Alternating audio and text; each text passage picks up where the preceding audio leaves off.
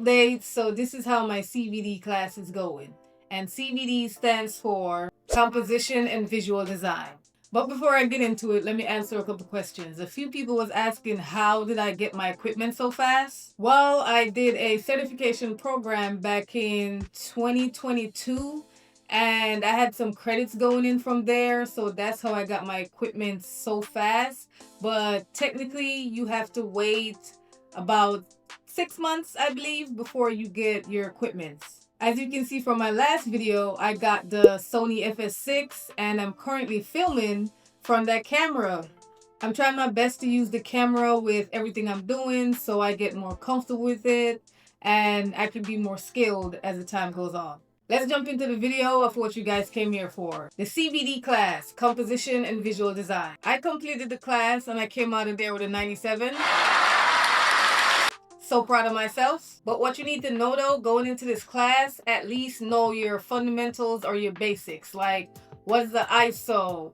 What is depth of field? Because it took me 2 weeks to figure out that iris and aperture was the same thing. Without knowing those basic fundamentals, the class is going to be a little bit more difficult for you. I'm going to put a list of stuff in the description that you should at least have an idea of going into the class. In week 1, you're getting your equipments in, you're setting up your camera, you're getting familiar with it, and all of the softwares that they send you. So you're going to have a lot of videos to watch. It's a lot of material. Some of it is repeated because they put it in there for like how you learn. They put visuals and they put written. In week 2, you're shooting your still images and you're sending those in. So basically you have to set up a shot with a shallow depth of field. That's mostly what we worked on in this class. Here are some examples of the ones that I did. You'll also get examples of the ones that they have in the class. In week 3, you're outside, you're filming, you're learning how to use your ND filters, which was a lot difficult for me because I didn't know so much about the ND filter. And as I said, like the aperture and the iris, which is the same thing, that took me a while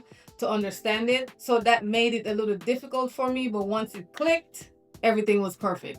And in week 4, you're going to be submitting your final project. So everything that you've learned is going to be in one big project that you have to submit. If you have been doing everything that needed to be done in the previous week, then that project will be super easy. A couple of advice that I can leave you with is practice, practice, practice, practice. Every chance you get, you practice, because that is going to make the difference on whether you pass the class or not. Also, attend those live classes. It is so important for you to attend the live classes, because then if you don't understand something that's inside the lessons, you can ask those in the live classes. For the most part, this class was a lot challenging for me because I have done most of the work couple years ago and I haven't been practicing it, so I had to relearn everything. But if you've been in the program, it will be a lot easier for you because a lot of these things will be in the forefront of your mind. That's the advice that I have for you guys. This class is going to be fun. It's also going to be stressful, but if you practice, I promise you it will work itself out.